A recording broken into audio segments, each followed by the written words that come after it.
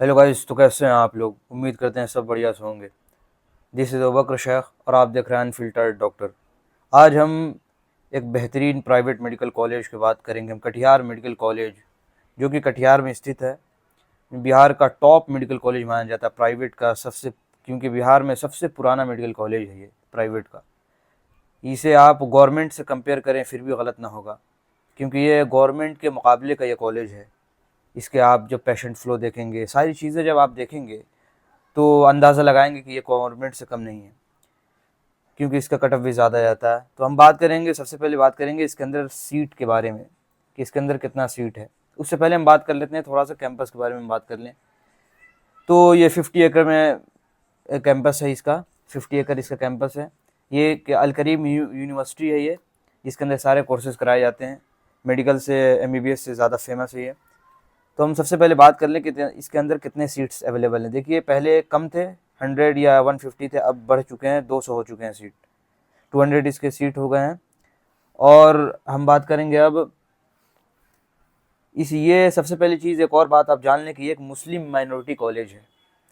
एक Madhubani medical college है जो बिहार में दो है, मुस्लिम माइनॉरिटी कॉलेज, एक मधुबनी एक कटिहार। कटिहार जो है मुस्लिम माइनॉरिटी कॉलेज है ये भी।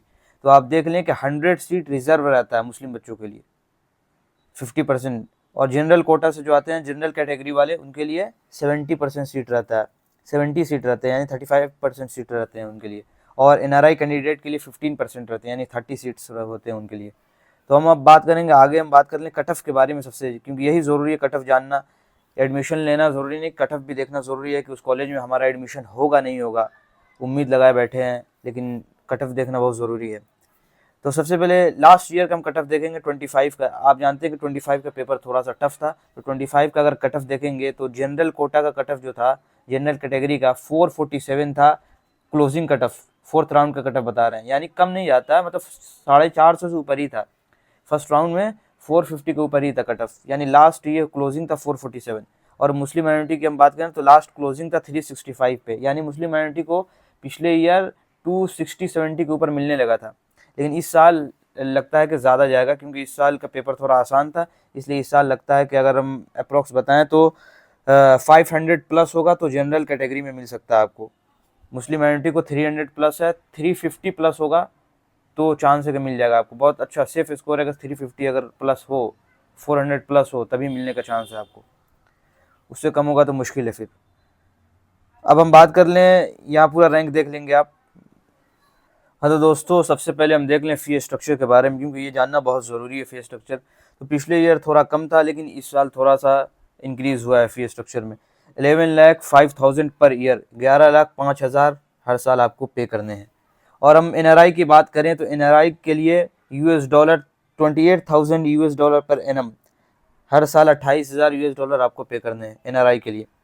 अब हम आगे बात कर लें डेवलपमेंटल फ़ी की बात करें तो डेवलपमेंटल फ़ी में आपको 1.5 लाख रुपये हर साल देना है, 1,50,000 आपको हर ईयर आपको पे करने हैं।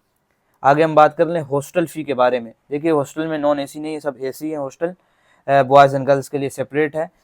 2,37,600 पर ईयर आपको पे करना है, 2,37,600 पर ईयर आपको ये पे करने हैं। हॉस्टल शायद से कंपलसरी है वहाँ पे, मुझे जहाँ तक जानकारी है।